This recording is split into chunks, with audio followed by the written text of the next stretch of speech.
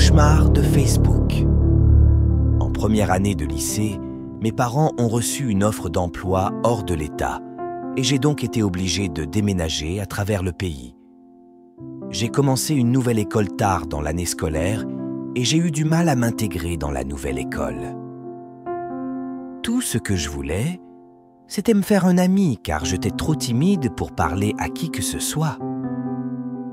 C'est à peu près à cette époque que mes amis ont quitté le réseau social MySpace pour rejoindre Facebook. J'ai donc fait la même chose pour rester proche. Quelques jours plus tard, j'ai reçu une demande d'amis de David. David était un gars avec qui j'étais ami dans mon ancienne ville. Eh bien, il n'était pas exactement mon ami, mais plutôt l'ami d'un autre ami. Mon ami Jerry l'avait présenté au groupe et nous les amenions à chaque fois que nous nous rencontrions. Nous savions que David avait 1 an de plus que nous et qu'il était allé dans une autre école, mais à part ça, nous ne savions vraiment rien de lui. En fait, nous l'avons en quelque sorte toujours appelé l'ami de Jerry, parce qu'il n'a jamais vraiment pris la peine de nous parler. Alors quand j'ai reçu une demande d'amis de sa part sur Facebook, j'étais plus que confus. Il m'avait à peine parlé quand j'habitais près de lui. Donc pour lui, vouloir être ami avec moi après tout, ce temps semblait un peu étrange. Mais j'étais si seul et désespéré d'avoir des amis que je m'en fichais, à part le fait que rien ne semblait vraiment bizarre, du moins pas pour un temps. Avec le recul, je me souviens qu'il n'avait pratiquement pas de photos ou d'amis lorsque j'ai accepté sa demande pour la première fois. Mais comme je l'ai dit, c'était à peu près à l'époque où les gens commençaient tout juste à utiliser Facebook. Donc ça ne semblait pas du tout bizarre pour lui d'avoir un profil aussi stérile. Et au fil des années, sa liste d'amis s'est agrandie, encore plus que la mienne. Donc, je n'y ai pas vraiment pensé. Mais de toute façon, je m'égare. J'ai accepté sa demande d'amis, et c'est comme ça que David et moi sommes devenus amis. Il m'a dit qu'il venait juste d'entrer à l'université et qu'il se sentait seul parce qu'il était trop timide pour se faire des amis. Je lui ai dit que j'avais du mal dans ma nouvelle école pour les mêmes raisons, et nous nous sommes liés là-dessus. Petit à petit, nous avons commencé à parler davantage. Il m'a fait part de ses problèmes et j'ai partagé les miens avec lui.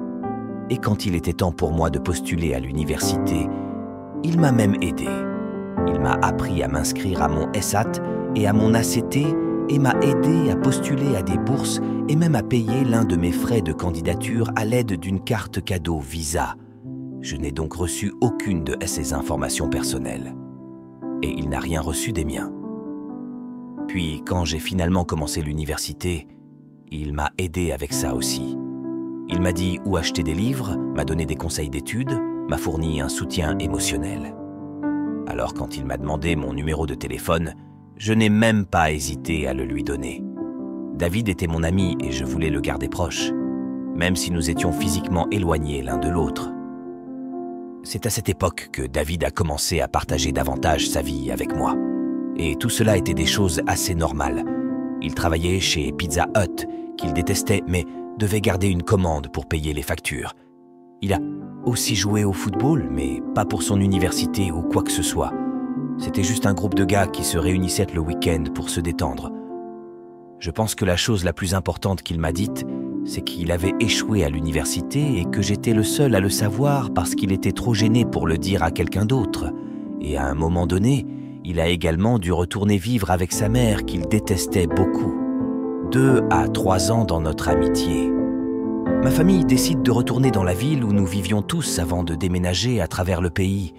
Je lui ai dit avec enthousiasme, ainsi qu'à tous mes autres amis du lycée. La plupart d'entre eux étaient enthousiasmés à l'idée que nous nous retrouvions tous ensemble parce qu'après le lycée, nous sortons tous de différentes manières. Mais quand j'ai contacté David à ce sujet, il semblait montrer peu d'intérêt à passer du temps avec nous. Je pensais que c'était bizarre. Vous savez, je n'étais pas un étranger qu'il voulait dire en ligne, mais plutôt quelqu'un qui avait été dans sa vie pendant de nombreuses années. J'ai continué à insister et à demander une raison. Et puis, il m'en a finalement donné un. Il m'a dit que ses photos avaient été fortement retouchées et qu'il avait peur de me décevoir si nous nous rencontrions dans la vraie vie. Je lui ai dit que peu importait à quoi il ressemblait et que je voulais juste le rencontrer. Mais il ne voulait toujours pas sortir et à la place, Il a juste commencé à être un énorme connard pour moi. Il savait exactement sur quel bouton appuyer. Il connaissait toutes mes insécurités et mes secrets, et il a commencé à utiliser toutes ses connaissances pour me blesser. Alors j'ai juste arrêté de lui parler. Quelques semaines plus tard, je retrouve mes amis comme prévu. Et à ma grande surprise, je vois David ressembler exactement à ces photos. Je ne comprenais pas pourquoi il avait menti à propos de ces photos. Il disait qu'il ne voulait pas me rencontrer seulement pour qu'il se présente chez notre ami. Mais j'étais tellement en colère contre lui que je n'ai posé aucune question. J'ai juste attendu des excuses, mais David ne voulait pas m'approcher. Il me traitait comme il me traitait quand nous étions au lycée. J'étais vraiment bouleversé. Mais étant donné qu'il avait été une si grosse bite pour moi, j'ai juste pensé que c'était juste une autre tentative de me mettre sous la peau. Nous étions tous en train de boire et de parler de ce que nous faisions. Et quand il était temps de partager, il a dit à peu près les mêmes choses que je savais déjà sur lui. Il a dit qu'il souhaitait être encore à l'université comme nous tous, mais qu'il avait échoué et qu'il vivait juste avec sa mère, a dit qu'il était malheureux là-bas et qu'il voulait déménager, mais que son travail chez Pizza Hut ne le payait pas assez pour qu'il puisse déménager seul. À ce stade, cependant, j'étais déjà assez énervé. Et l'alcool m'avait donné assez de courage pour enfin lui demander pourquoi il m'ignorait. Il s'est excusé, mais il a avoué qu'il se souvenait à peine de moi, ce qui m'a blessé mais m'a encore plus énervé. Je lui ai parlé de Facebook et de nos SMS, et il n'arrêtait pas d'insister sur le fait qu'il n'utilisait pas Facebook. Apparemment, il avait utilisé MySpace à un moment donné, mais a cessé de l'utiliser lorsqu'il est passé à Tumblr. Un compte Facebook était quelque chose qu'il n'avait même pas envisagé de créer. Je lui ai posé des questions sur les SMS, et il a juste dit que je l'avais probablement confondu avec un autre jour, parce qu'il n'avait jamais eu mon numéro. Je pensais que le nier était une mauvaise excuse, mais Jerry l'a soutenu, ce qui m'a encore plus énervé. Le problème, cependant, c'est que David ne m'avait pas seulement parlé sur Facebook, mais aussi à un groupe d'entre nous. Donc, quand nous avons continué à l'appeler sur sa merde, il nous a juste dit d'envoyer un texto à ce gars de David pour prouver que ce n'était pas lui. Il a posé son téléphone sur la table et je lui ai envoyé un texto, mais aucun message n'est apparu sur son téléphone. Puis, alors que nous nous disputions tous sur la nécessité de lui donner du temps, le David à qui je parlais depuis des années a répondu, prouvant que nous parlions à un faux depuis le début. Les pensées sont devenues assez gênantes à ce stade. Nous nous sentons tous en colère et trahis. Et David se sentait évidemment extrêmement violé. Donc, comme nous voulons tous des réponses, nous ouvrons l'ordinateur portable de notre ami et recherchons le profil de David sur Facebook. La première chose que David souligne, c'est que, qui que ce soit, ils utilisaient le nom de jeune fille de sa mère et non son vrai nom de famille. Et que si la plupart des personnes sur sa liste d'amis étaient des personnes qu'il connaissait dans la vraie vie, aucune d'entre elles n'était des personnes avec lesquelles il était resté en contact. Sa photo d'affichage était aussi un chien, qu'il possédait il y a des années, mais qui était mort depuis, comme me l'a dit le faux David. Avec le recul, je suppose que nous avons été utilisés par cette personne pour empêcher les amis proches de David de le trouver sur Facebook. Les anciennes photos sur Facebook avaient été prises depuis son MySpace à l'époque où il l'utilisait encore. Mais la plupart des plus récents ont été tirés de son Tumblr, qu'il a apparemment téléchargé assez souvent. La chose la plus étrange cependant, c'est qu'il y avait des photos qu'il jurait n'avoir jamais vues auparavant. C'étaient toutes des photos de essais matchs de football prises par le public que le faux David avait dit que son frère avait prises. Le vrai David a dit que son frère n'était jamais allé à CIS-Jeux, ni aucun membre de sa famille ou ami. Explorant plus avant son profil de destin, David a souligné que même si un tas de mises à jour de statut étaient des choses qui ne se sont jamais réellement produites. Beaucoup d'entre eux étaient précis. Quelle que soit cette personne, ils surveillaient David depuis longtemps.